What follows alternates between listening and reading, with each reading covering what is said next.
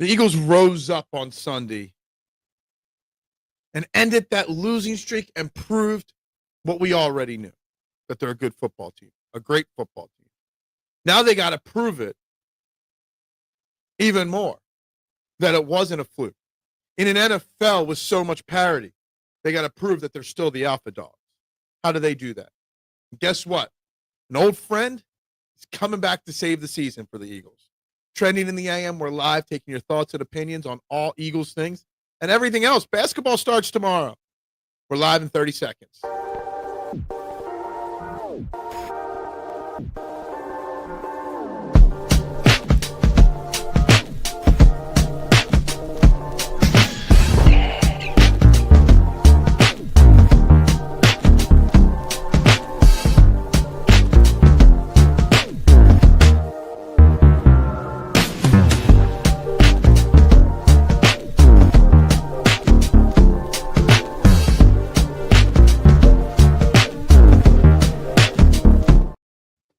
And a very good morning, everybody, and welcome to Trending in the AM, right here on the STT Sports Network.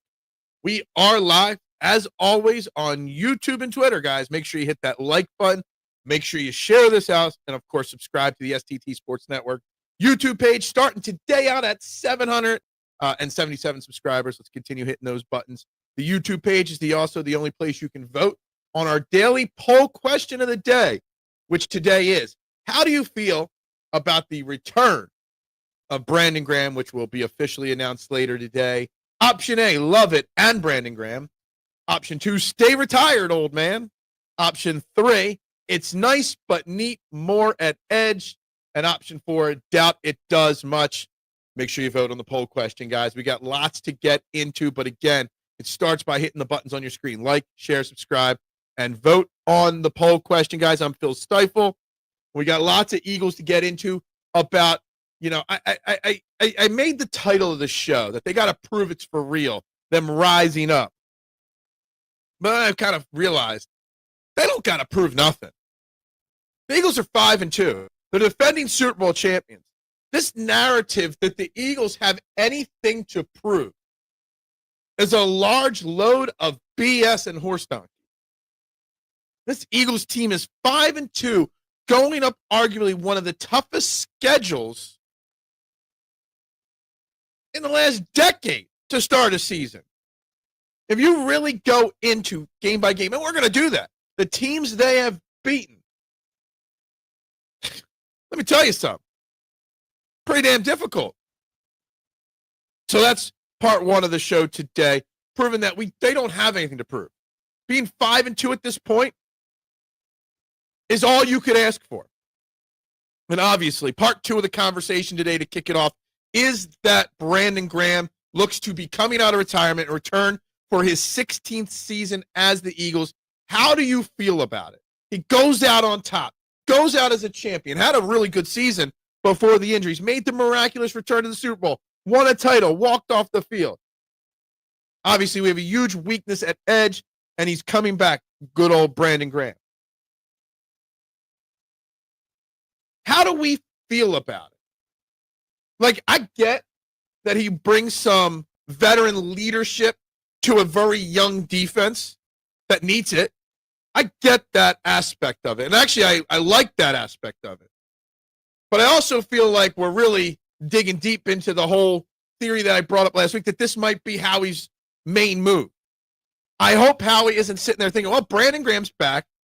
Nakobe Dean is, so Jihaad Campbell can go outside. And Nolan Smith will be back in a week or two. So we're good to go. And I don't want that to be the thought process. Let's get to the comments right away. Good morning, Adam. How you doing? Welcome back. Brandon Graham and 7-7. Yeah, we are at the lucky sevens right now. Offense has to get it together with penetration, execution, with blocking, opening up running lanes for Saquon. Yeah, Saquon talks a lot about how he's missing them. And on the flip side, I mean, you could even see him, pissed at himself on Sunday that he's missing some of the holes. So it is the offensive line, but also some of it is on Saquon, according to Saquon. We don't know anything else about Cam Jurgens. I'm assuming we will not have Cam Jurgens this upcoming week, which is a big deal. It can't hurt having Brandon Graham back, but it can hurt if that's your move. That can't be your move. Yes, nice 5-2 win. I was flipping between the Flyers last night, the World Series game. Shout out to Jeff Hoffman getting the save in that. The Monday Night Football games I was flipping. I was all over the sports page last night. So, yeah, big win for the Flyers. I saw Owen Tippett's tip in. I saw some of the goals yesterday. What's up, AK? How we doing this morning? Good morning to you. Lucky Sevens. We are sitting at the Lucky Sevens. That's weird. Let's make sure we hit that subscribe button, that like, and share. Let's get over the Lucky Sevens, okay? 40-year-old Edge, yay, we back to the Super Bowl. Look, Pump Man. I don't know. Is he 40? I thought he was like 38. But anyway, he's old. I don't think anything bad comes with adding him. On the flip side, I don't know if anything good outside of leadership comes from adding him. I do fear that Howie is going to make this move, see the other things that are going on in the locker room, and be like, that's good enough. And let's be honest, the other theory of the show is that our 5-2 record is better than it appears because of the opponents. So maybe we are overvaluing how much help we need on this team. I don't think so. I think we do need edge help. Good morning, Duck. How you doing today? We need BG because he keeps the locker room help, keeps them together. He's a leader, and we do need that leadership. You know, no one has stepped up to be that vocal leader in the locker room at all. Love BG coming back to Philly. He's going to be a great locker room presence. Should definitely uplift everyone around him, which is good. We still need more. Yeah, we need more full-time, right? We need more help than just Brandon Graham. And that's my worry there. But on the flip side, again, we're 5-2. Our opponent's win-loss record this year's 27-19-1. In our 5 wins, we've only beaten one team without a winning record this year. One of our 2 losses against the Giants. Actually, all the teams we've beaten have winning records right now. The only losing record team we played, the Giants, it beat us. So maybe things aren't as bad as people think. At the end of the day, big game Springer sticks it to the Mariners again. Yeah, look, good for him. Good for Jeff Hoffman and Sir Anthony Dominguez getting to the World Series this year. I don't know if they stand a chance against the Dodgers, but we'll see. Nothing like a Game 7 in baseball. Feels like Kelsey's last year. And Kelsey didn't do bad his last year before he retired. Wasn't an awful year from Kelsey. But he almost went out the year before. Came back for one more. I'm surprised how he can get past this edge issue. Can get past it? We'll see. Setting the table for another big move? I don't know. Brandon Graham coming back is more getting some vet support. Yeah, I hope that's what it is. You need a veteran leader. You want somebody to help lead this team on defense. Vic Fangio needs help getting these young guys in line.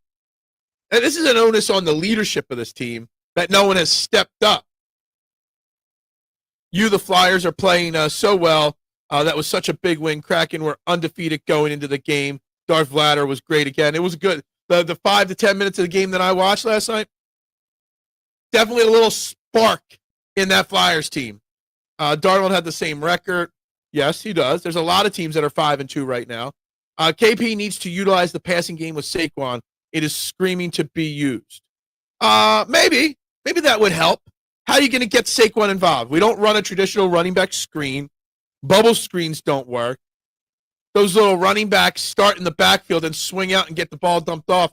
That hasn't worked the 2 or 3 times they've run it. So how do you ask KP to get Saquon involved in the running game? There's my question. Good morning, Elephant. How you doing? Hope it's a great day for you today. We get through this week and then the bye week and get Dean back and rest of players and healthy players. Well, we got Dean back already. But yeah, get through this week with a win. Anyhow, you get the win. And then you're moving in the right direction, big time. Absolutely. But that can't be the only answer. We're trying to repeat as Super Bowl champions. We've got a 5-2 record against a near 600 win percentage schedule. Hopefully we're not looking at that and being like, we don't need to add. You need to add more than Brandon Graham and injured players back. Saw a lot of people talking yesterday about Darius Cooper and what his role will be when he comes back. Getting Nolan Smith, Darius Cooper back is not enough. And Jacorian Bennett, not enough. Howie Roseman's going to have to add more than just Brandon Graham. What's up, Bruce? How you doing? Our 5-2 record shows us where we are right now. We need to get a healthy O-line, cornerback 2 help D. Yeah, and our cornerback 2 has been poor. Yeah, look. You definitely are. I don't think they're going to make that move at cornerback 2 because they did with Jacorian Bennett already. It didn't work, but that was his move. Edge is the move. You get better pass rush. You get some sacks. That makes your cornerback play that much better. We're 5-2 against an extremely difficult schedule with bad edge play, with injured offensive linemen, with bad cornerback 2 play. Just think about this record of this team. Taking all the circumstances in. Do you need to go? And I'm not saying I want or don't want Trey Hendrickson right now. I'm just asking it. Does Howie Roseman sit in his office and look at the injuries, look at the record of his opponents, look at what's ahead, and be like, damn, we're 5-2? I don't got to dump a second-round pick to get Trey Hendrickson. Is he sitting there thinking that way? I hope not. Does Fields stink? Justin Fields is not a good quarterback. That is accurate. Barkley would have had an additional 18 to 21 yards if it weren't for penalties at the line in the last game. Definitely got to clean up penalties, and that's been an issue all year. I see Vikings fans nonstop complaining online that, the refs didn't call enough penalties against the Eagles. I think it was like 9-3. I think it was almost 3-1, the amount of penalties called against the Eagles versus the Vikings on Sunday. World Series is going to suck balls. Yeah, it really is. Let's be honest. Toronto, LA on paper should just smoke them, but who knows? LA's been sitting around for a while. Maybe the Rain or the Blue Jays can. The problem with this World Series is I can't root for either team in this World Series, so I have literally zero rooting interest. On that grounding play, Carson Wentz missed a wide open in the flat, missed 3 easy touchdowns. He was not as good as the numbers stated. I agree, and I talked about it, that he overthrew a bunch of guys. He missed a bunch of guys, and that grounding play was just so comical to see in person, and so comical when you watch it back over and over again. Good morning, Lil Jig. It's not kick the butts of the Giants. It's we need revenge for 2 weeks ago. Howie has something brewing. Howie better have something brewing. Absolutely needs to have something brewing. People need to understand we've played 7 games, and in 7 games, 5 of them were playoff teams. So 5-2 after 7. I would almost say 6 of them. I mean, Dallas, say what you will about Dallas. They are 3-3-1 right now. They are second in our division right now. They're, 1.75 games behind us because of the tie. So I don't want to take anything away from the Cowboys win either. My memos in your shorts has answers and explanations. Yeah, you gave me some very detailed answers. You call them memos in the shorts. I like that. Yes, very detailed answers yesterday. BG coming back feels like a locker room veteran leadership move. This can't be enough to fix the issue. Steven, I agree. Hope you had a great weekend. Steven, I 1,000% agree. I hope. That's why I'm looking at the answers here on the poll. There's only 14 votes on the poll question so far. Make sure you vote, guys. But I'm looking at it, and it's nice but neat more at edge is dominating at 50%. But love it and BG at 43% is getting way too much vote on it. I don't. It should be 100%. It's a nice move, but we need more. Just save enough for the Bills in the Super Bowl. Okay, gotcha. We'll wipe the floor with them. Many ways to get Saquon in the passing game. Delayed slants, wide receiver routes. He can run, chirps out of the flat. What's the name of the play where you start in the backfield and you run out around the left side or right side and cut over the middle of the field? That's not a delayed slant, but you know what I'm getting at. We haven't seen a running back do that little run around the offensive line, maybe chip an edge and get around the front for 8-10 yards. Haven't seen that play yet. Toronto versus LA sounds so boring. It really does. Don't care who wins the World Series. I want them both to lose. I mean, the Dodgers, we hate the Dodgers. They just knocked us out, and they've had our number. And Toronto for 1993. Like Satan or the devil, basically. You don't even get it. Vikings would have had more holding and PI calls if they really want to the refs. I know, exactly. The fact that Viking fans are blaming the refs for their loss when so much of their own shit went wrong, when Isaiah Rodgers just got completely curb stomped all game long by our wide receivers, like, yeah. Get over it. Smash Giants, get Dable fired. Actually, probably could happen this weekend. Patrick Johnson got a good pass rush on the play. That concussion ruined peripheral vision. I don't know if the concussion ruined his vision, but the concussion gave him happy feet. So he doesn't go through his progressions as quickly as he used to, or he just doesn't do it at all. Phil, I don't know much about football compared to baseball, but I love football more than baseball. I like that. I like the way you say that, Bruce. I do, because I'm like that with sports too. Some sports I understand better than others. It doesn't mean I don't love them. Washington was missing wide receiver 1, 2, 3, and still gave up 22 points. Canada can go fly a kite. That's where I'm at with that. Seattle would have been somewhat fun because of the rotation. But Toronto, that's gross. Can both teams lose? Look, yeah, I mean, I'll never root for Toronto because in 1993, I've got friends that live in Toronto that are huge Blue Jays fans. I'll never root for Toronto. I don't care. Do not care at all. But on the flip side, I can't win. You know, I could actually sort of root for L.A. if I had to pick a team solely because of Dave Roberts' post-NLCS speech. Let's screw bait. Like, they don't want us winning. They think we're bad for baseball. Well, let's go make it even worse, or whatever he said. Dave Roberts' celebration speech there, I kind of loved it. It's kind of what the Phillies are missing. I don't care about this World Series you are mentioning. How can I support Canada over a U.S. team? But it is the Dodgers, and I dislike L.A. a lot. Exactly, it's tough. It's a circle route. I don't know the X's and O's. I don't know names of plays. We got a circle route. Somebody else saying it's a Texas route. Got it. Some call it an angle route, but an angle route is more of a tight end than a halfback. Direct snap to Saquon would get more snaps. Yeah, we don't need no direct snaps. Canada's still better than Ridley Scott's Napoleon, though. Interesting. Is there anything better than Ridley Scott's Napoleon? Is there anything Napoleon is better than? You're talking about an angle route and Texas route for the running back. I mean, I'm just trying to come up. You want to get him involved in the passing game. I'm just thinking of a route I haven't seen.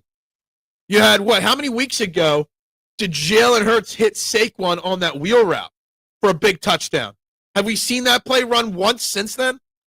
So that's where the Eagles have risen up. The Eagles are getting better. They're getting their groove back. They don't have to prove anything, but they still have a lot to work on. And despite the offense humming on Sunday, I still have a lot of concerns about Kevin Patullo going forward. And ageism. I have a dream that one day little old football players will be holding hands with young football players. Gotcha. Ageism. That's still a thing. Blue Jays, BJs, Jays. Yeah, interesting. Do you feel football is harder to understand than baseball or other sports? Yes, football is more complex. I understand baseball a lot. I understand basketball a lot because I played more basketball than any other sport. I love football. I don't know route concept names, and that's why, Bruce, you don't see me like other channels going over all 22 video footage. I don't understand that stuff. I leave that to the experts. I'd rather just be a fan here discussing our opinions.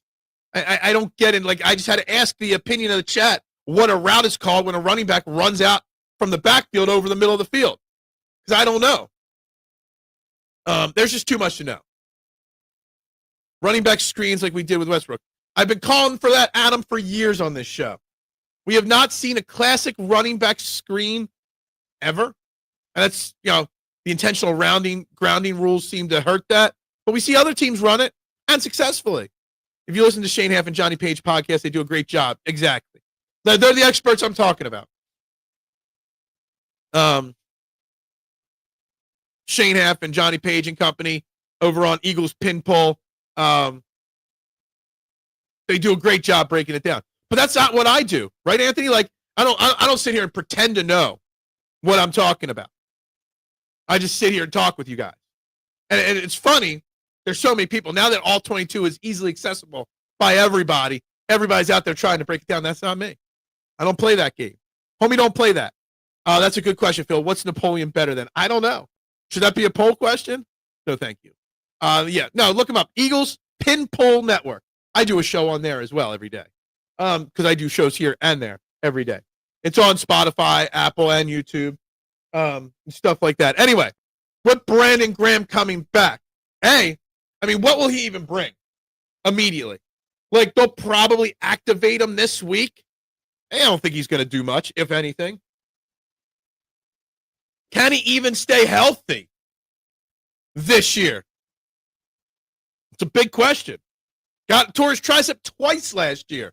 Brandon Graham.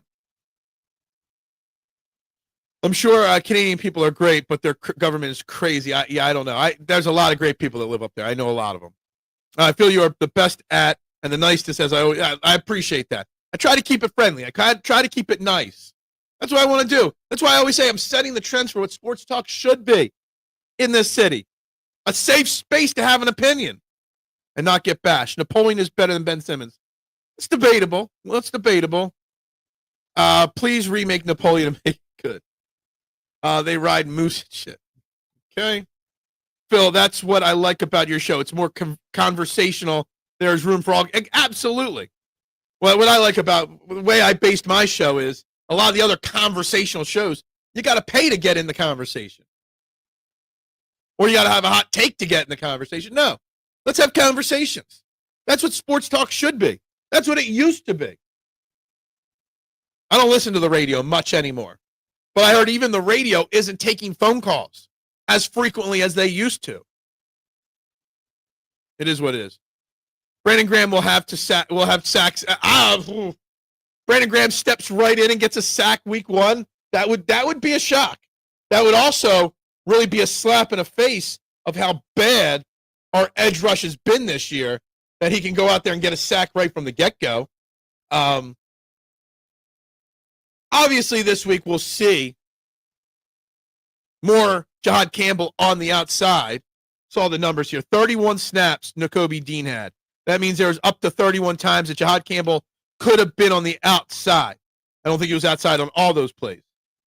Now, Nolan Smith, they said would not come back till after the bye, but he is eligible to come back. And his IR stint was more precautionary than anything else.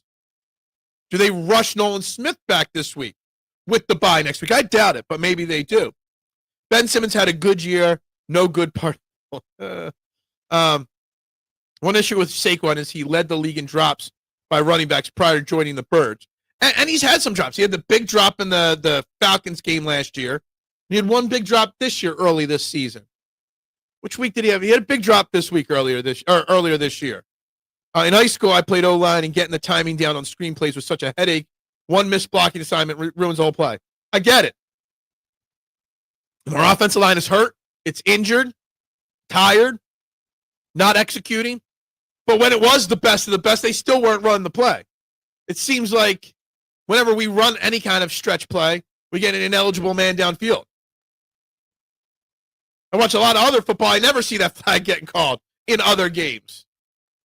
Most of the modern Geneva Convention came directly what the Canadians did during World War I and II.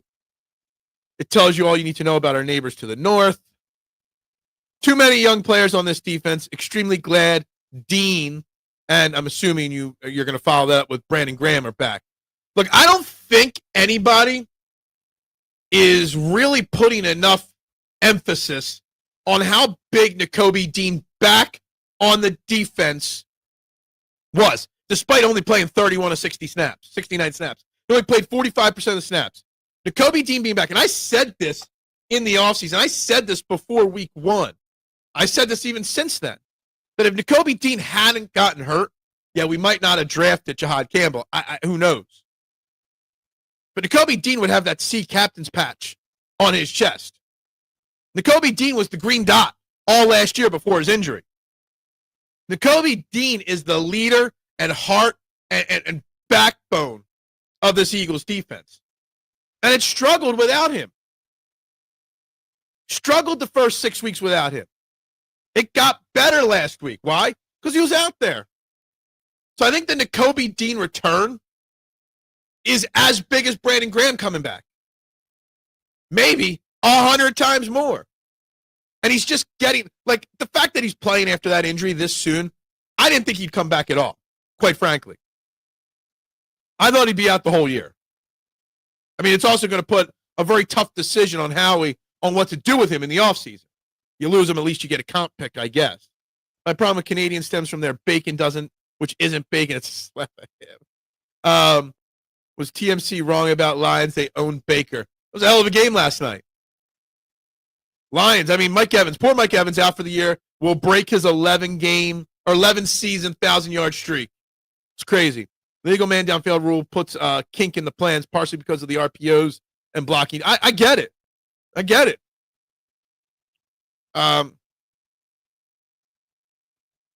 The league making blocking downfield a point of emphasis last year has really hurt the screen game across the league.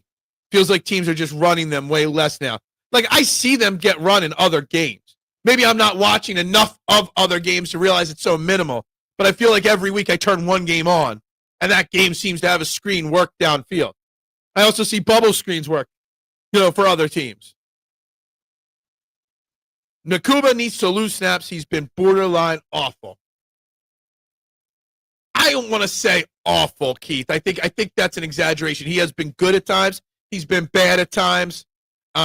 He's been indifferent at times. He's a rookie, okay? And if you want him to lose snaps, who are you putting out there?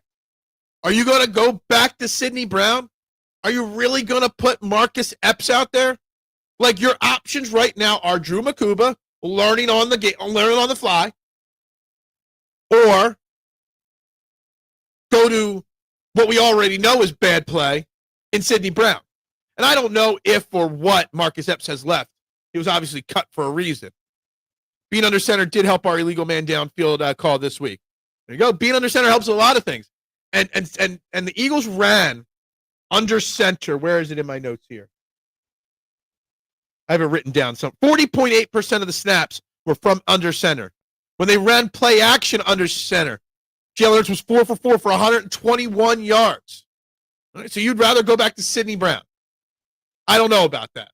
I've seen enough of Sidney Brown to know he is not it, Keith. I'd rather allow Nakobe to learn on the fly because I see the potential there in him.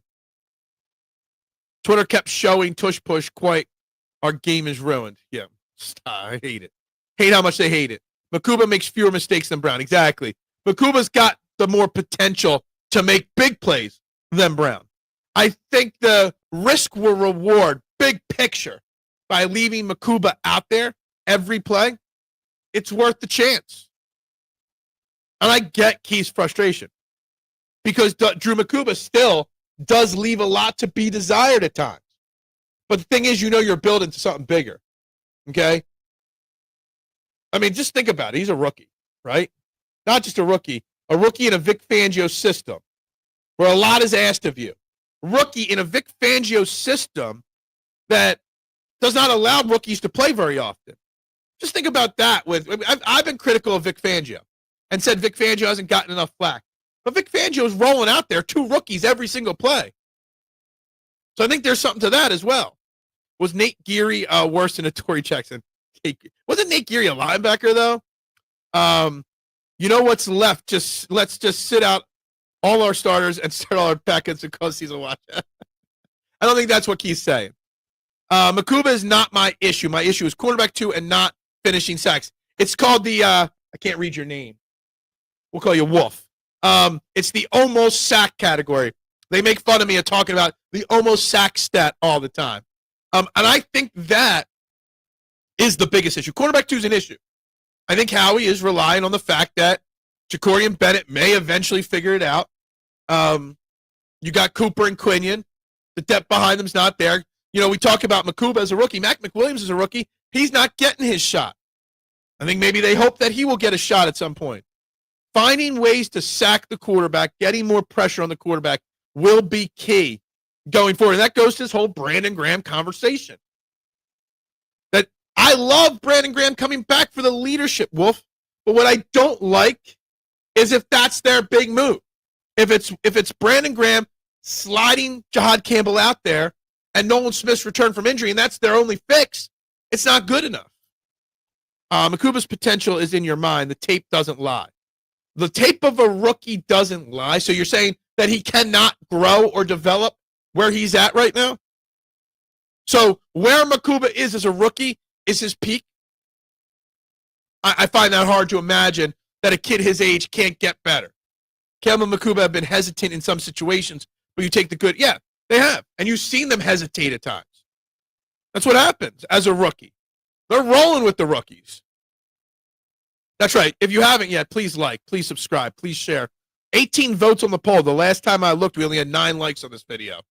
Cornerback 2 is a huge issue. If we had average play at that position, we'd be much better. Now, we did see a little bit more Cooper Dejean and base set formation this past week against the Vikings.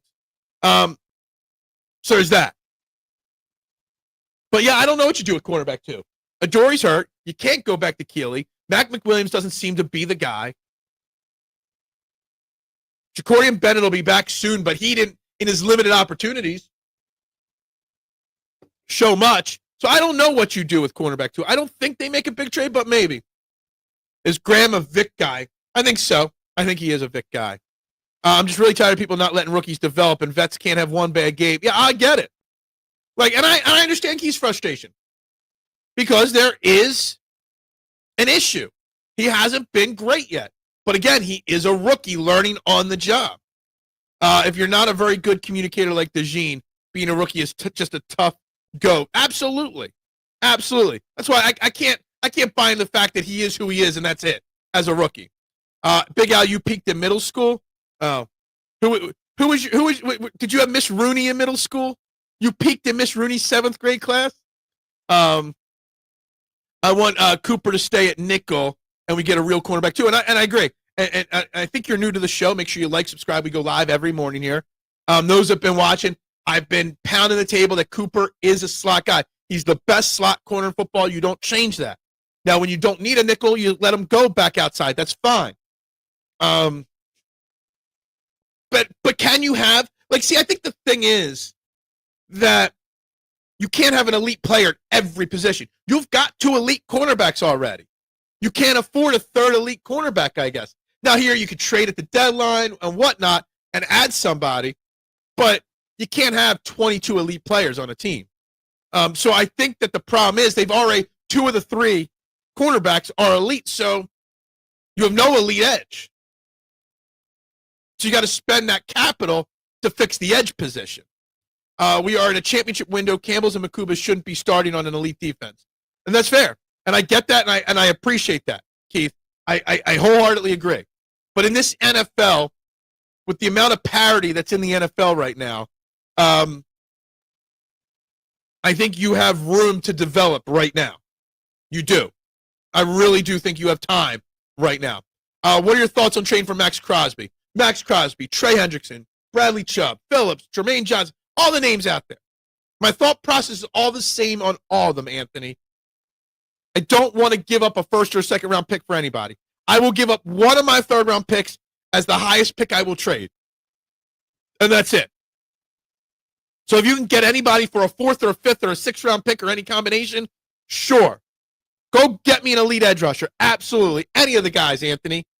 The feeling, though, I have is I know next offseason we're going to need that 1st and 2nd round pick to fix tight end, offensive line, maybe a young wide receiver, cornerback 2. There's edge rusher. You're going to have 5 positions in need at an elite spot in the draft next offseason. So I am not moving that 1st or 2nd round pick for anybody. And I'll only risk 1 3rd round pick at this deadline. What are you talking about, bro? Campbell has been only bowled out all year. Jihaad Campbell's had his mistakes, AK. He's hesitated a few times. He's gotten beat a few times.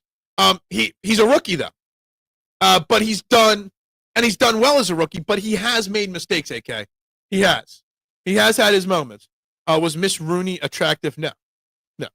778. All right, so we gained one. I'm assuming Wolf subscribed. Make sure we're liking, make sure we're subscribing, make sure we're sharing.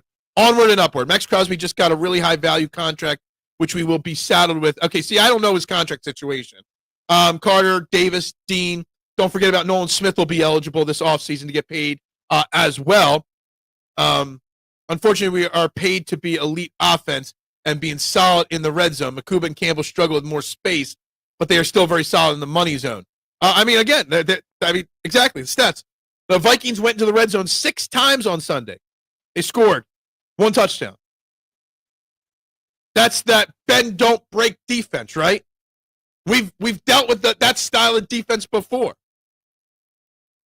Campbell gets pancakes by running backs tight end. My 84-year-old mother-in-law is more physical. I highly doubt that, but I get your point. And he's made mistakes, and I'm agreeing with you. He has. I don't think he's been as bad as you say he has been, but he's made mistakes. Stay retired, Brandon Graham, but if it's what he desires, I support him. Eagles draft needs corner highest priority. They're not going to invest a high draft pick in another cornerback.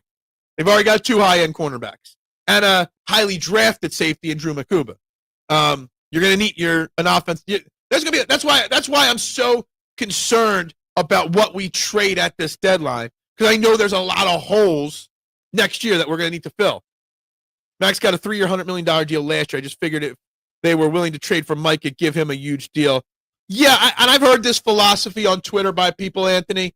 If you're willing to do it for Micah Parsons, why not Max or Trey or whoever else out there? And I get that philosophy. I do. Nolan Smith is not really going to get paid big like we think. He might not even get the extension this offseason that he's eligible for. Did Max Crosby get injured yesterday? I don't know. If he did, that's a big mistake by the Raiders even playing him right before the deadline. I had no clue. I missed that. Campbell's also a rookie. Q and Coop had a spoiled. Yeah, but even Cooper Dejean, Duck, did not play till week 6 last year. I think he had 3 defensive snaps before week 6. So, yeah. They were blessed by getting that week 5 bye last year. Crosby is injured. You can't trade for an injured player. I guess you could in theory. I don't know. The Raiders are going to start moving pieces for picks. And I'm fine with making trades. I have no problem with Howie going out there wheeling and dealing. Okay? But I have this year on my mind, but I also have next year on my mind. Because we don't just have a Super Bowl window this year. Our Super Bowl window is going to be open for a few years. So we got to be able to continue to maintain this status. No doubt Nakobe has work on his disengagement technique, but he's a better open field tackler and usually tackles or takes the right angles. It's fair. They will invest this year's first will be O-line. The first and second round pick should be O-line and tight end. 100%. I tell my Raiders friends every year not to get excited about Raiders. They always stink. Yeah, Geno Smith's really fallen off there. The Raiders said he came out of the game because against Casey as a precaution, and he's actually okay. All right, so maybe he can be traded. Our offensive line has taken a step back, too. So I'd say that's a priority. I've been saying my number one need is offensive line help. And I've said it for a while. Losing Becton was expected. But the thing is, last year you had 6 starting offensive linemen.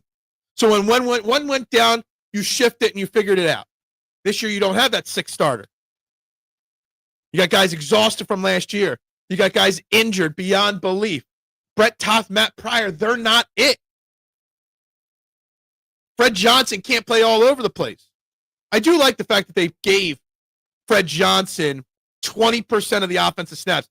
They went jumbo package 20% of the offensive snaps last week. It's pretty awesome. I like that. We spent the last 2 seasons first and second on defense, so the offense needs to get cheaper. Offense 100% needs to get cheaper. Hence why draft picks will be utilized on the offensive line next year, or on the offense next year and early on. That's why I'm not trading those first and second round picks. Yeah, bro, and mistakes are expected with rookies. That's why I don't hold him to that high school high standard right now. Next year, yeah, exactly. That's all we're talking about. It's too bad you can't buy a percentage of an NFL team like a stock. Guaranteed money. I know. Seriously. Nakobe whiffed on many tackles last game. And he made plays when he could, too. Knee injury, Crosby. We got a lot of mixed reports. He missed one. Howie is worried about cap penalties. He's never worried about the cap ever. Yeah, it's his easiest aspect of his job. Right tackle. Should I keep going? I mean, yeah, you do need the right tackle of the future. And I think Howie tried to draft that this offseason. Problem is he misread the room on a couple of the players he was targeting. Big mistake in there thinking if Eagles don't invest in a top prospect for quarter two. I met and talked with a few pro coaches and very stubborn. You really want, like Jonathan, you go out and get 3 elite cornerbacks then some other spot on your team is going to be very, very light. You got to balance out where your elite players are. You can't have elite all at one position and none at another position. If Toth is not it, why is he still here then? Jeff Stoutland seems to have a thing for him big time. Jeff Stoutland seems to really be in love with Brett Toth. It's kind of crazy. Same thing with Matt Pryor. They're just two guys I just don't get the fascination with them. Guys, there's 22 people watching. There's only 14 likes on this video. Please hit that like button. If you haven't subscribed, please share this out as well and vote on the poll question. Only 20 votes on the poll so far about Brandon Graham. No, you're right, Phil. It is against the rules to trade an injured player to another team. No, I get that, but we're getting mixed results here on the comments, whether he's actually injured or not, or whether it was just precautionary. Eagles no longer have the best offensive line in the NFL. Everyone talks about all the talent Hurts has, but the most important position for success they don't care about. Yeah, look, the Eagles' offensive line is not anywhere near the best in the NFL this year. How much of it is injuries? How much of it is poor execution? Who knows? But whatever it is, it's just not good enough. And now with Cam Jurgens potentially being out this week, that's a big, big miss for the Eagles. Landon Dickerson's still banged up. Lane Johnson's banged up. Tyler Steen is the most consistent at this point. That's pretty bad. Jordan Mailata I wonder if Jordan Mailata is hurt. Jordan Mailata's admitted that he's exhausted from last year. Jordan Mailata could even be hurt and just be hiding something from the fans or the team. Because he's been atrocious. Toth, loved by Stout, thinks he will be a coach in the future. I had a feeling there's a love fest between them because I just don't see it. I'm excited to see Justin Crawford this season, but it worried me because him and Marsh have no pop, and I'm not sure there's an outfield available that gives you pop. Yeah, I think Brandon Marsh could be on the trade block potentially. I doubt it, but he could. I don't care. Justin Crawford needs to be starting in center field every day from day one, and then you figure out the rest of the outfield from there. We've been lucky over the few decades that we have talented bench with players who can play every interior position. Well, not great, but well. Yeah, I mean, when your first guy off the bench last year was a starter on 20 of the 30 teams, that's pretty special, right? In Tyler Steen. And then you slide things around. You had Steen could play multiple positions. Dickerson could play multiple. Cam could play multiple. Even Mailata has swung over and played right tackle. The only guy last year that couldn't play multiple positions was Lane Johnson. And you had 6 guys to fill in for those 5 spots. Makes things easier, right?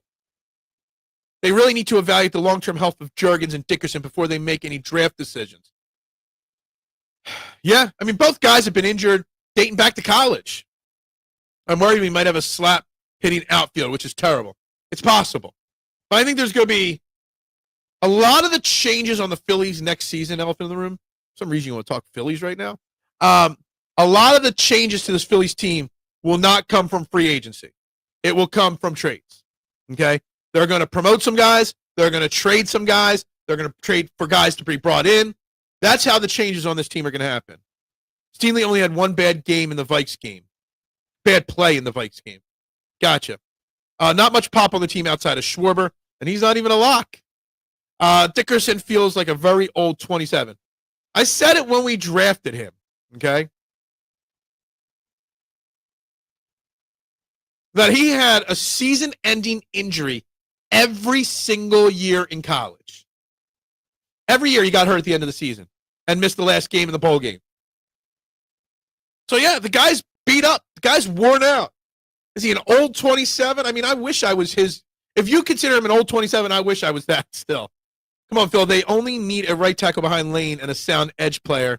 An easy find. Eagles did have a Bobby Taylor and Troy Vincent. Well, we have Cooper Dejean and Quinyon Mitchell. Okay? We had Sheldon Brown and Lito Shepherd. We had Eric Allen and Ben Smith. So not that year. You can have two great cornerbacks, but they already have two great cornerbacks. That's the problem, Jonathan. Yet the mileage on Dickerson is low. I don't know. Let me ask you this, Phil. If Howie went out tomorrow and traded for Denzel Ward, do you think with three elite corners that are makeshift D-line can get pressure until Nolan and these guys come back? So you're basically saying go get an elite cornerback instead of an elite edge is your question. And yeah, but see, here's the question. What are we trading for Denzel Ward? First off, again, I'm not giving up a first or second round pick. I don't know what it's going to cost for him. But yeah, go out there and have three elite corners versus two. Obviously, the defense will be better. And will make Nolan Smith's job when he comes back. Brandon Graham when he starts playing. Alex Hunt, who finally had himself a game. Not just the interception. He had some good pressure and really hit Carson hard a couple times. Yeah, it'd make us better. Just saw Juergens is ruled out this week and getting an MRI to see the extent of his injury. I have not seen anything confirming that. I mean, I'll refresh Twitter and see if there's reports online of this. But as of yesterday, there was no confirmation. Nick Sirianni had said, I hadn't spoken with anybody yet about the situation. So from my knowledge, it's not official. I would not expect him to play, though. They extended Kevin Long for 3 more years. I saw that. Great. More years of Kevin Long. That's all what we want to hear. I believe Howie's thinking if he could just slow down the pass, his pass rush will be able to get to the quarterback, so I wouldn't be surprised if it's a corner we go for. And that's fine. I get that. Personally, I prefer getting the edge help than the cornerback, but great cornerbacks make the edge players easier. You go out and get an edge. On the flip side, it makes your cornerback's job easier. You know, in 22, Slay and Bradbury had all-pro type years. Why? Because our defensive line was getting 70 sacks. There are some that think Crawford is a better fielding corner outfield than a center fielder. I have seen people say that, that he should play left field.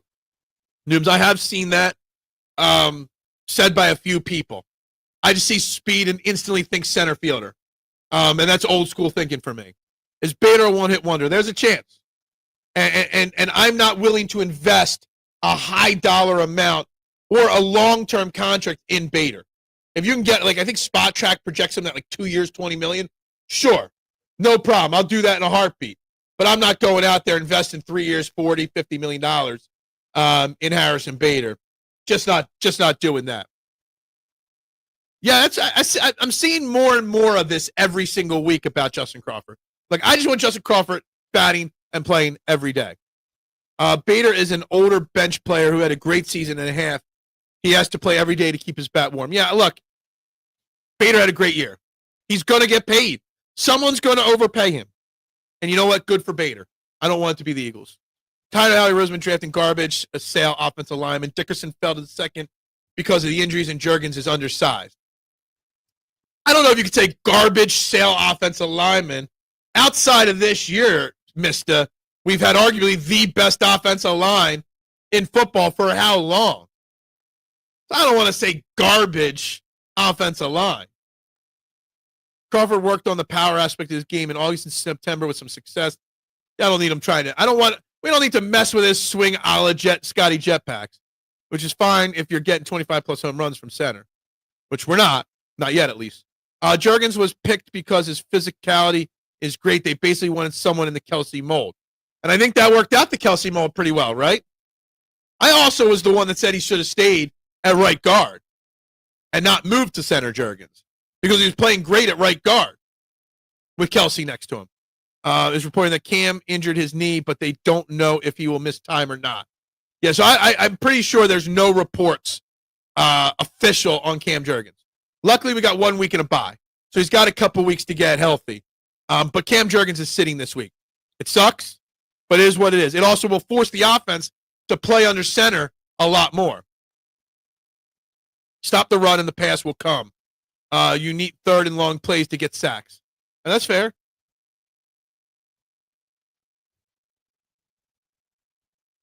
The chemistry has to be there with DB, Ben, and passing all routes. Yeah, absolutely. You saw it actually a couple times this past week against the Vikings. Cooper Dejean's communication with the other people in the secondary is pretty special, and a lot of plays were made like that. You need glasses, Phil. You said garage sale for our offensive lineman, not garbage sale. Sorry, I do need glasses. I do. But still, come on. We're talking about the best offensive line in football over the last 3 to 5 years. Yeah, they're not playing well this year. I get it, but it's not as bad as you're making it out to be. Dickerson played okay last week. I don't know if you can't sit two-fifths of your offensive line. That'd be really risking a lot. But you sit Jurgens this week. Everybody gets next week off. It's the best way to go at this point, in my opinion. I mean, I don't know why you wouldn't. Why would you risk any of them at this point? Guys, you're watching Trend in the AM, and if you haven't, hit that like, subscribe, share button. We're talking about the offensive line now. We're talking about Brandon Graham and the title of this show. Now they must prove it's for real. I don't think there's anything for this Eagles team to prove.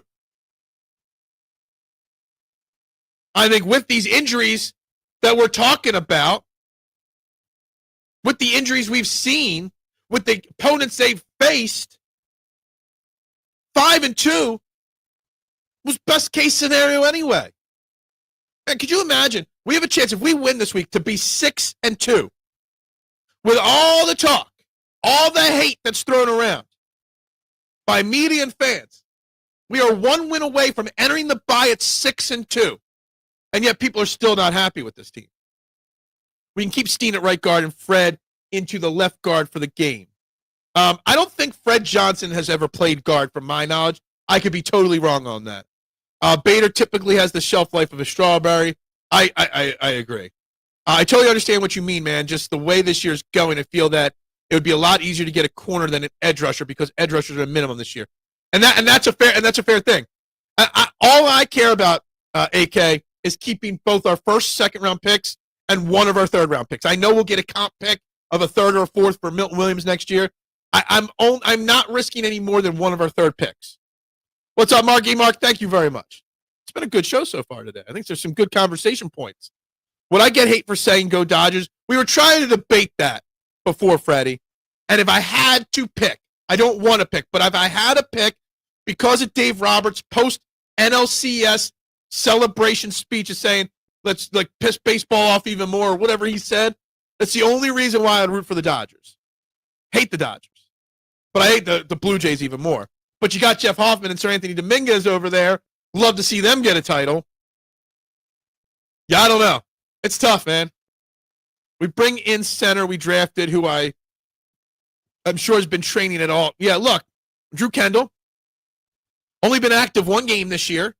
You also picked up the guy Lumpkin from Seattle, I think it was. He's been on IR. He's eligible to come off of IR.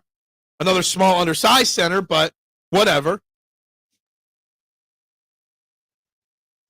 And Brett Toth, I mean, he changes the way you run your offense. And the offense was better with Brett Toth in there because it forced him to go to, under center because he can't snap shotgun very well. Snap the ball into shotgun just fine on that clinching throw to Abe. That's true. That's true. Please chat. Likes are free. That's right. Doing everything here is free. Toth probably doesn't like getting his ass slapped every play. Have I ever talked about that on this show? How much I hate the guard slapping the center's ass on the snap there? It literally gives everything away. I believe you could get Denzel for a third and maybe a fifth, and to me that's worth it. So the worst of our 2 third-round picks and a fifth for Denzel Ward, and then you don't make any more additions to edge. That's your thing. What's Denzel Ward's contract situation? Give me that as well. Tell me his contract situation, ballpark it, and let me know. If Eagles stop having the love for Toth and Matt Pryor, the O-line would have been better off with the injuries. Look, they got this fascination with those two guys, and I don't get it. I don't see it, Jonathan. I'm old enough to remember Joe Carter. It will never. Dude, I always say I saw my dad cry. My dad was sick in '93. He made it till '99 till he passed away, but he was always sick when I was a kid. He didn't know if he was ever going to get to see a World Series with his kids. That was his big moment. It was upset, my dad, on that Joe Carter hit. Firsters entering Tim Kerr territory with the wickedness of the wrist shot. Dak and Zeke always like doing the ass slap. Well, let's not turn this into an ass slapping conversation here, okay? That's not what I want this conversation to be about. Denzel Ward signed 5 years, $100 million in 22. All right, I'm gonna have to get the details of his contract up here because there's a lot more to it that I need to know about. I got to get dead cap. I got to see when is it eligible for extension. Denzel Ward contract. Let's go there. Spot track. All right, let's look up Denzel Ward's spot track here. So there's an out after this year, actually, in his contract. So technically, you could get out of his contract. He's got cap hits of 32 and 30 the next 2 years. So if you are trading for Denzel Ward, you are also extending him and renegotiating that contract. There's void years in 28 and 29 of his current contract, but you could get out of it and renegotiate it right now. So, yeah. I mean, yeah, that Farster goal was a thing of beauty. That was one goal I missed last night. 22 signed his contract, 100 minutes. So he's already, and I'm looking at the spot track. It says right now, potential out 2026, 4 years, 73. There'd be a $30 million dead cap hit on that. So what you do is if you're making that trade, you're renegotiating him and extending him immediately so that you don't have 2 straight years of $30 million cap hits next year and the following year. If I'm taking on a $30 million cap hit next year for Denzel Ward, I don't know if I'm giving up a 3rd-round pick for him. The butt slap is the sign. I know what it is, and I know why they do it, but doesn't that kind of just give it away for the defense? Oh, he slapped the butt. Get ready, guys. The athleticism for Toss size, the discipline he has, and the strength he has developed, and his football IQ is why he's here. I just, I just don't see it with him. I would give up a second for Ward. There isn't going to be a corner in college right now, late in the 2nd round of the draft, better than Ward. But see, here's the thing. You wouldn't be drafting a cornerback in the 1st or 2nd round either. Anyway, you'd be drafting a tight end or an offensive lineman with that pick. So you'd rather Ward over Lane Johnson's replacement. You'd rather Ward than a starting tight end to make the offense cheaper. You've already got 2 elite cornerbacks that you've spent high draft picks on. Yeah, you'd have to trade for Ward and then at the end of the year renegotiate if you plan on keeping him. Yeah, you'd have to figure out something there, absolutely. Because you're not going to have $30 million cap hits the next 2 years on a cornerback like Denzel Ward. I have not watched the Barkley doc yet. It's on the agenda. I have not seen it yet. His core strength and his punch. Look, he is what he is. I don't have a problem with Brett Toth. I don't get excited about the idea of Brett Toth. And I don't get excited about the idea of Brett Toth starting for a couple weeks at center. But on the flip side, again, starting Brett Toth creates the interesting dynamic of doing what works on offense. Again, I don't know. Fred Johnson played 20% of the snaps on Sunday. So they went 20% jumbo package. How many of those jumbo packages were after the Cam Jurgens injury is something I'd be curious about. And is oftentimes late response time. I mean, he's just not a great player. We've been spoiled by elite offensive line play for so many years. That's why people think it's so bad right now. It's been bad, but again, we've been spoiled. The snap count is based on how many times the center lifts his head. The snap count is 2 when the center lifts his head twice and so forth. Gotcha. But it just seems so, to the naked eye, it seems so obvious. The slap of the butt, play starts.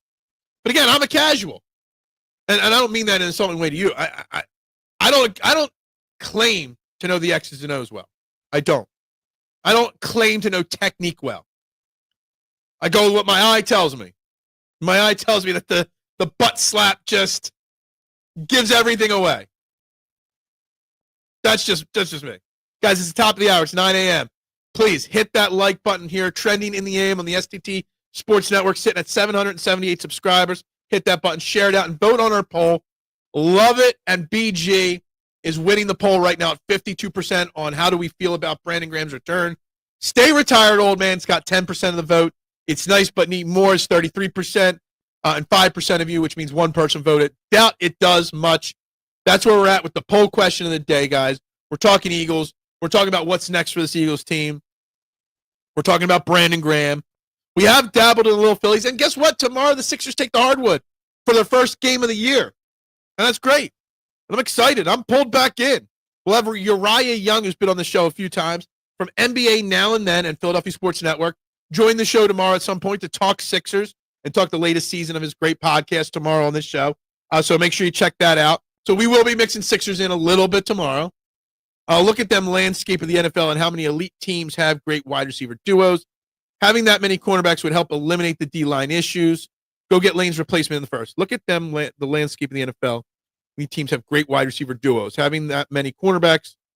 Yeah, look, I get it, and I agree. Look, I think though, if you're willing to risk a second round pick, see, I'm not willing to do that. If I'm giving up a second, which I'm not doing, Steve, it's edge definitely, not cornerback. But I get it, and I understand your philosophy. I do. The Lions played with backups yesterday and neutralized Baker and his receivers.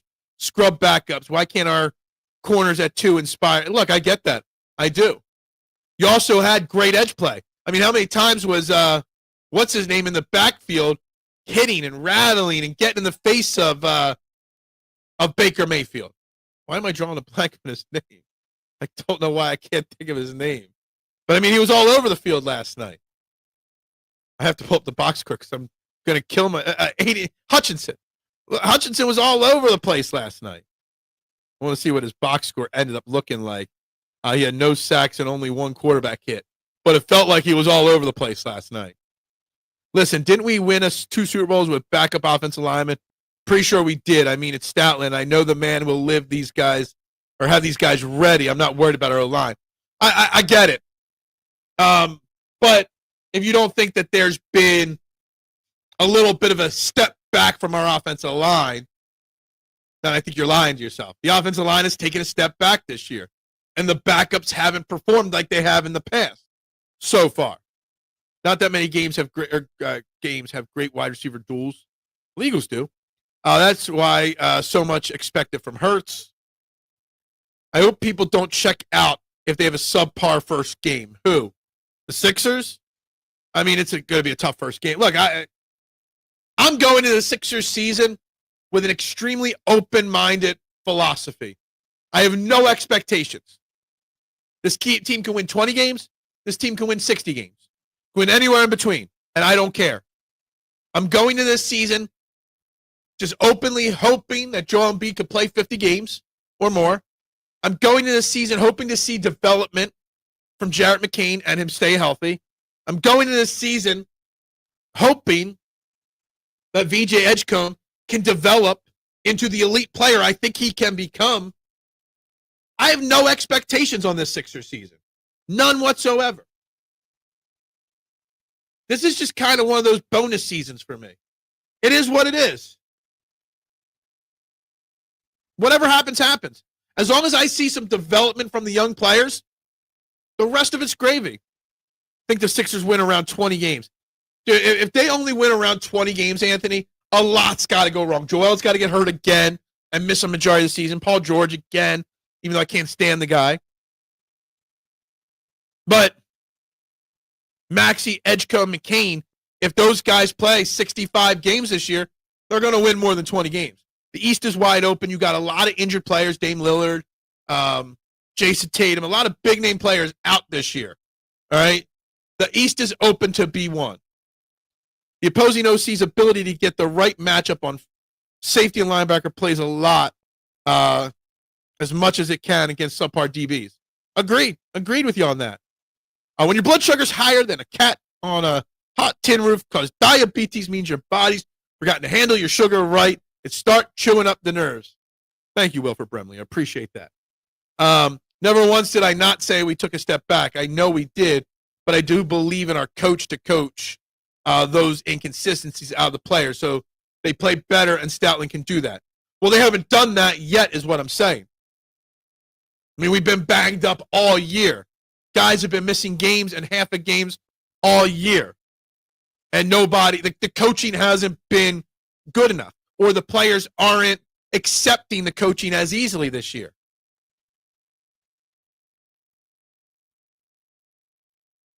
And is finally making the Eastern Conference Finals a true step forward. I don't know. Everyone will say there's Joel Embiid goes out, can have an MVP season, make the finals, win the finals, whatever. But everyone will say, well, it was a banged-up season, and how many stars missed the year? There'd still be an asterisk next to it or something like that. No trust in the health of Joel or Paul George. Look, nobody should have faith or trust in the health of them. They are false hope. And again, I hope I'm wrong too. But see, here's the thing. Nooms always says, don't have expectations. I have no expectations for the Sixers. I'm just going in with let's watch basketball. Let's just watch the team play. And whatever happens, happens. I'm not going to get pissed. I'm not going to get frustrated. I'm not going to get excited. They can go out and start 10-1. And I won't sit here and say they're definitely winning anything. I understand what you're saying, but playing one game, sitting the next, and play it again, it makes your play inconsistent. I absolutely agree with you on that. I do. I still think there's a problem there. I used to pay extra for the ass slap when I played. Only you would do that. Only you would do that, Big Al. Only you.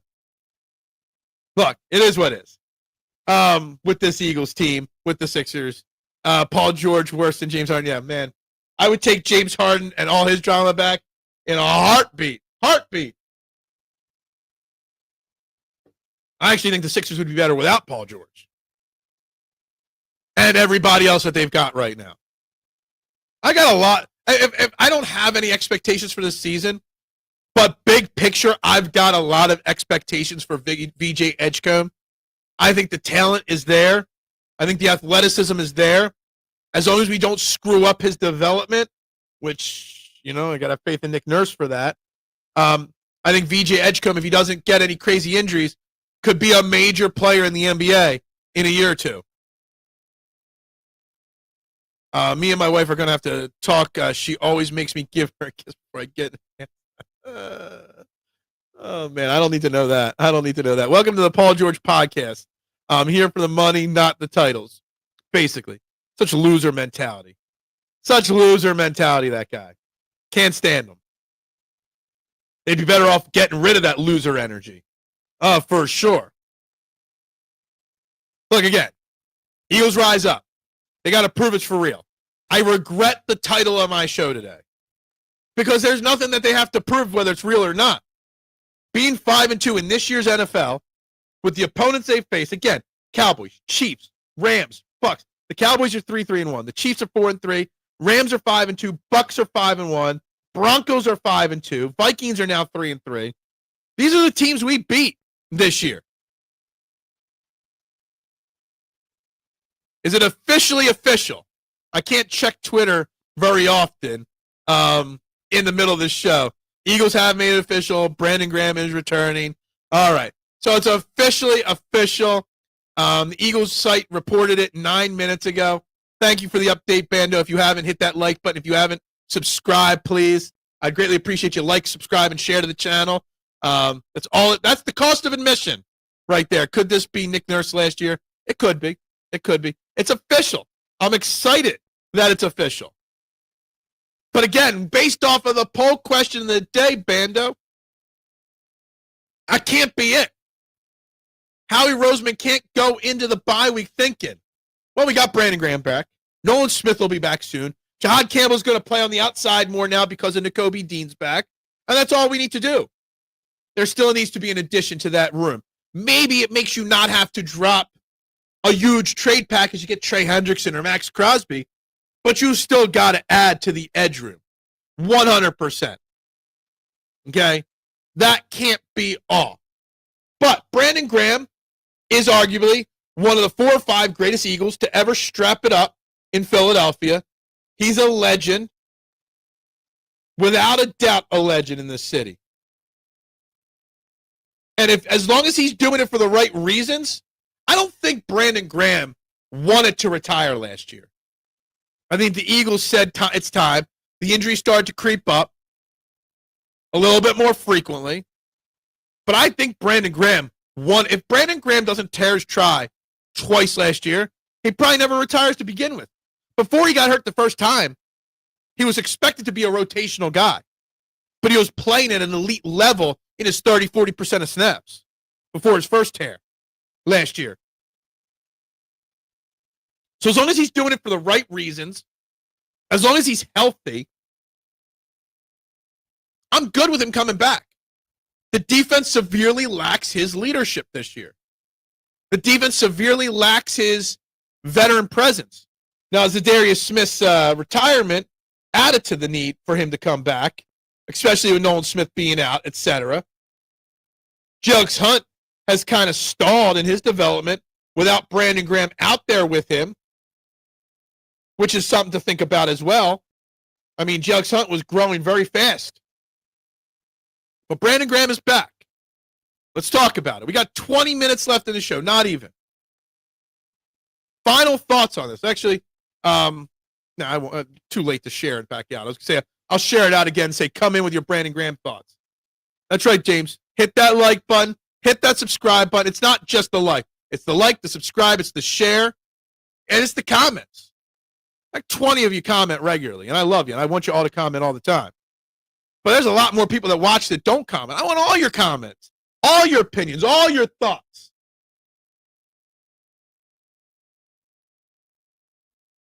Where does Brandon Graham rank on the all-time Eagles list? 3-2-1 start was not, especially when they started, 0-1-1 or 0-2-1? I think it was 0-1-1.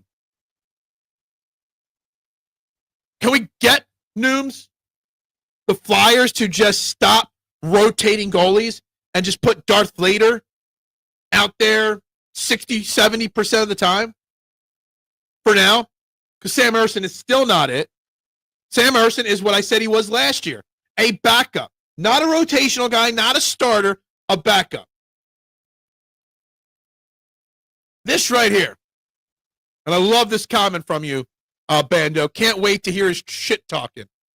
This Eagles defense definitely has lost its swagger this year. Maybe some of it was because of Jalen Carter getting suspended on before play one, and they've kind of been scared to do it. But that energy that Brandon Graham brings on the field, that trash talking, that getting in your opponent's heads, that is definitely been missed on this Eagles defense. Why, I don't know. But it has. You get Nakobe Dean back last week. You got Brandon Graham coming back, and the next game you get Nolan Smith back. It's not enough. But it's a huge step in the right direction. If Eagles win another Super Bowl this year and Brandon Graham has a big postseason, is he an NFL Hall of Famer? Brandon Graham doesn't scream NFL Hall of Famer to me. Breaks my heart to say that, but probably not. But maybe. I don't know. That's a tough pill. He's already locked to be in the Eagles Hall of Fame. He's maybe top 5 Eagle all time. I think what you're saying, Nooms, would put him in the top 5 all time for sure. For sure. Mitchie Poo. Brandon Graham ended his career perfectly. I don't know if the Eagles are going to be back in the Super Bowl. He should have stayed retired. And I've seen other people have this opinion online, and I understand it. He went off the right way, riding off in the sunset with a Super Bowl trophy. Second one in his career. I get this. Mitch. That's why I said a few minutes ago, I hope he's doing it for the right reasons. I don't think you're wrong to say this. I don't think you're wrong to feel this way about Brandon Graham coming back. I don't. I hope he's doing it for the right reasons. I hope he's got something left in the tank. I hope, even more than anything, that he doesn't get himself more injured by coming back. You know, he's been staying in shape. He's been working out for a few weeks, getting ready for this moment to probably happen. But he's not in game shape. He hasn't hit in a while, since February. I hope he doesn't go out there and hurt himself even more, because that would suck. Come back. What's up, Blanche? How you doing? I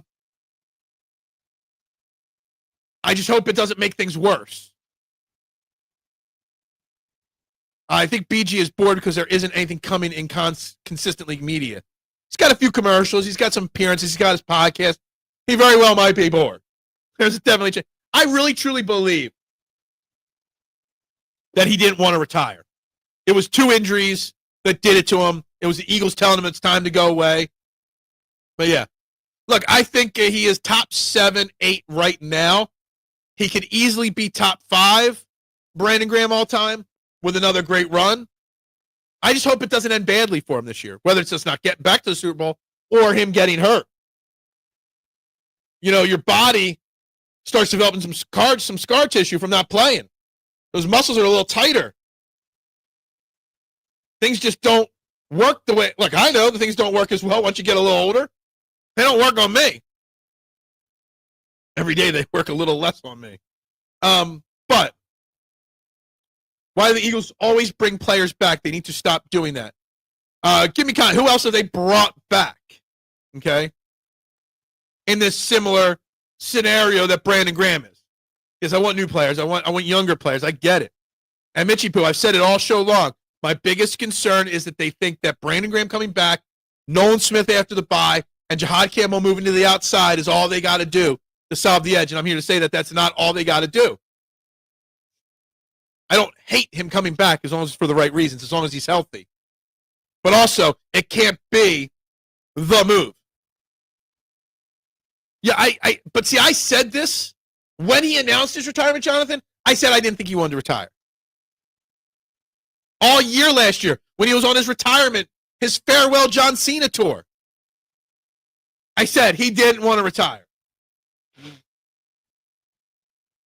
But you also see him walk off to the sunset as a Super Bowl champion. It's like the perfect storybook ending, right?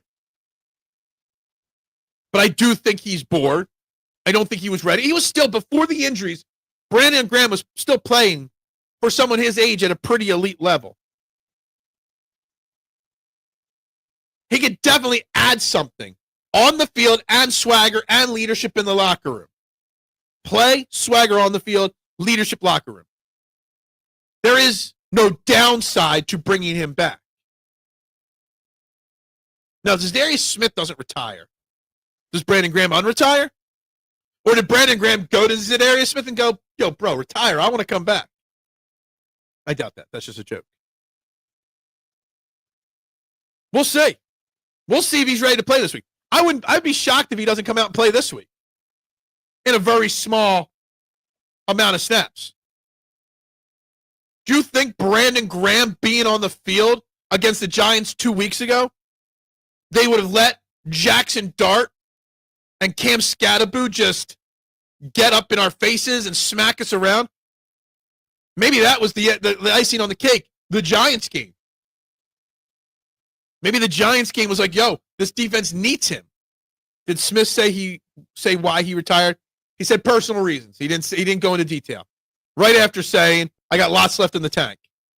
Dean was on Fox 29 this morning and said that BG has been at the facility working out almost every other day with the guys. He might be physically ready, just needs to get game day ready. Yeah, there's a lot different between being physically ready and game day ready. There's a lot different there. There was still meat on the bone. There was. There is no nobody that loses a roster spot, Jonathan, because they never replaced Zadarius Smith last week when he retired. They only had 52 guys on the active roster this past week. So they have an open roster spot for Brandon Graham. So there's no concern there. They don't have to worry about creating a spot on the roster for him. It was open already, which is fine. I thought they were saving that for Chauncey. They're bringing back Brandon Graham. Maybe they still bring back Chauncey. Who knows? Maybe, Keith gets his wish, and we solve the Drew Nakobe by bringing him back. Personal reasons means he didn't like the expectation of his increased gameplay, if I had to guess. He didn't want to play as much as he was. Maybe. I don't know. I don't know what the deal is with him. Yeah, no problem. I wouldn't mind BG becoming a coach. Yeah, I mean, maybe, sure. I don't know if he has any desire to do that, Mitchie. I don't. I'm not sure. But is his style, his personality really coach-esque? I don't know. He's a very fiery personality, trash talker. I guess he's very similar to Nick Sirianni. He'd be a very Nick Sirianni-esque type coach, right? Maybe. Sounds about right. Look, it's great. It's exciting. One of the most, you can debate whether he's top 5, 10 in Eagles history of players, right? But you can't doubt that he's top 5 most loved Eagles players of all time. It reinvigorates the fan base. It reinvigorates the locker room. It reinvigorates so much by bringing him back. I was against it at first, but now I've come to realize that maybe it would have been a good move. But who knows? Coaching at that level takes up a lot of time in your day. Yeah, look, Kevin Patullo said they only left the facility for like 2 hours at a time during the short week. Yeah, I don't think he's a coaching type. I think he hoped to be a Kelsey type and get a lot of big media appearances and maybe a regular gig on a national network. He didn't get that. And it's not easy to crack the Philly market because they got a lot less famous guys in those roles. I don't know. Was this always the plan for BG to come back? Did Howie manipulate the salary cap with BG retiring? You're not crazy to suggest that. How this is eerily similar to like an Ndamukong Suh or Linville Joseph a couple years ago coming back halfway through the season. Well, not coming back, getting signed late in the season. We used to see this a lot with baseball players. Pedro Martinez with the Phillies in 2009. Used to see guys take David Robertson this year took their first 3 quarters of the season off. This might be a way. Older guys start taking off the first half of the season and then coming back. Don't need CJ's antics off the field. We do need some swagger on the field. But that swagger we wanted with CJ, we might be getting back with Brandon Graham. He unretired because there was no one that knew Jalen Hurts like he knows Jalen Hurts. Yeah, exactly. Look, it is what it is. We got 8 minutes left in the show, guys. If you haven't, like, share, subscribe, vote on the poll. But, man, it is exciting. Probably the only personality that could keep Chauncey in check. Yeah, so you had to bring Brandon Graham back before you could bring Chauncey back, right? Is that what it is? Is that what you're saying? It is what it is. Still, to this moment, I'll say it can't be it. But it is exciting to see that Brandon Graham will be back. Think about it. What year was he drafted?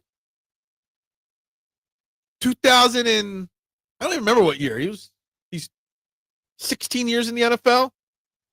That puts him at like 2009 draft. Like he's been around Philadelphia as long as my pizza shop's been around. Like that's crazy to me. I'll take CJ back in a heartbeat. Way too many kids getting way too many snaps on this defense. Look, Keith, I've said it before. When he got released by the Texans, I was, whatever. Then he got released this time. I'm like, you need that swagger back. You do. I had no problem with bringing him back. The fact that they didn't tells me something. BG's a Wolverine, yeah, obviously. The second best Michigan school, right? 2010, right. So this would be his 16th year. Can't believe that would be the only move that Howie makes before the deadline. I can't believe it either. But Howie's already made some moves, and some worked, some didn't. He brought back Jacory, he traded for Bennett. That didn't work out, but could still. He traded 2 picks for Tank Bigsby. Didn't work out. Brought in John Mechie. Didn't work out. Did the trade of Chauncey Gardner-Johnson before the season. That didn't work out. Howie's made a lot of trades this year. And how he's go through Howie Roseman's in-season trades. Howie Roseman's in-season trades are not good over his history. We don't need another Kevin Byard in here. Okay? Second best. Funny like a clown? Do I amuse you? A high-value player getting released by Ravens who needs a ton of help on defense. Yeah, if Chauncey couldn't get elevated on that defense, there's a problem there, right? The damn Rich Rod era and maybe the last active NFL player that was recruited by Lloyd Carr. Richard Rodriguez. I forgot about him. He was a hotshot college coach for a while back when I was still watching, and he flamed out really fast in college. Is he still coaching anywhere now? He's got to be in a small program if he's coaching, or just an assistant somewhere. I can't imagine he'd be a head coach at a major program right now. But again, I'm not paying close attention, but he flamed out multiple places, didn't he? Anyway. One final reset. We got the 22 likes. We only gained the one new subscriber today, but we'll see. I think there'll be some good shorts coming out of today's show for sure. So there's that. Look, Brandon Graham officially back with the Eagles. Will he play on Sunday? I think they will try to ease him in on Sunday. Then he's got the bye week. Things are starting to shape up. Business is about to pick up. But let's remember, there's still nothing for this team to prove. They're the defending Super Bowl champions. They're 5-2, arguably against the hardest schedule in the NFL. So let me say, I'm not worried. Despite everything that's gone wrong this year, despite the injuries, despite everything, this Eagles team is exactly where they need to be at this point in the season. Thought Rich, I have no idea, honestly. It would be nice if we could get a Sue-like player. He was good during the absolutely. That might be the Brandon Graham role, right? And I looked, Sue can't be brought. He's retired. Well, I guess he could unretire. But Linville Joseph is still listed as a free agent. He was brought in that year and did well, too. CJ is an asset for the Birds. Reminds me of Nick Foles. Average elsewhere, but elevated at the Eagles. Caused a lot of problems, but you know what? His two best years were in Philly. His 2 years in Philly, we went to the Super Bowl. His counterpart, Reed Blankenship, 2 best years when CJ was next to him. It is what it is, right? There is something to all that, right? You can't have that many check marks and not think some of it is, more than a coincidence. Anyway. I was looking at the Eagles' schedule. We got the Lions and the Packers, or the Packers and the Lions after the bye week. And that's 2 tough games right there. But then you go Cowboys, Bears, Chargers, Raiders. The Commanders might be packing it in by the time we face them. And the Bills. Got to get this win this week against the Giants. A, because you can't let the Giants sweep the series. Get to 6-2. And then we're sitting there pretty for the final stretch. I honestly wonder what part of the game decreased for Chauncey. I don't know if anything decreased for him. I think he's always been what he's been. Okay, in the right system. Boom bust player. On bad teams, those boom plays happen a few less times. The Texans released him. Are we going to talk about the Texans and how much they have fallen this year? That C.J. Stroud has not just regressed, he's completely fallen apart, that their coach, D'Amico Ryans, went from a rising coach to might get fired this year? Think about it. The Texans have just completely bottomed out. I think the Texans didn't have the stomach for getting burnt for big plays every once in a while. Yeah, sometimes you got to take that. You got to take the good with the bad. I couldn't care less about the Buffalo game. Yeah. That Buffalo game in week 17 at this point doesn't mean anything. We might have the season locked up by then. At least the division by then. Watch out for the Cowboys. I said the Cowboys would be better this year. 3-1. Not great, but getting better.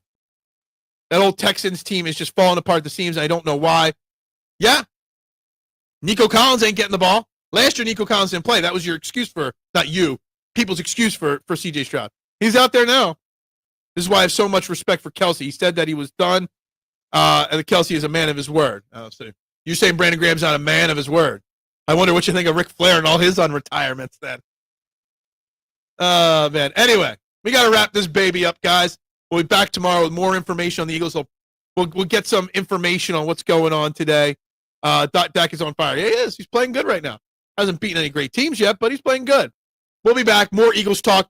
We'll have Uriah Young, NBA Now and Then, join us as we kick the Sixers season off tomorrow. We'll talk Eagles. We'll talk Sixers tomorrow, guys. Everybody have a great Tuesday. Go Birds. Bubbles up.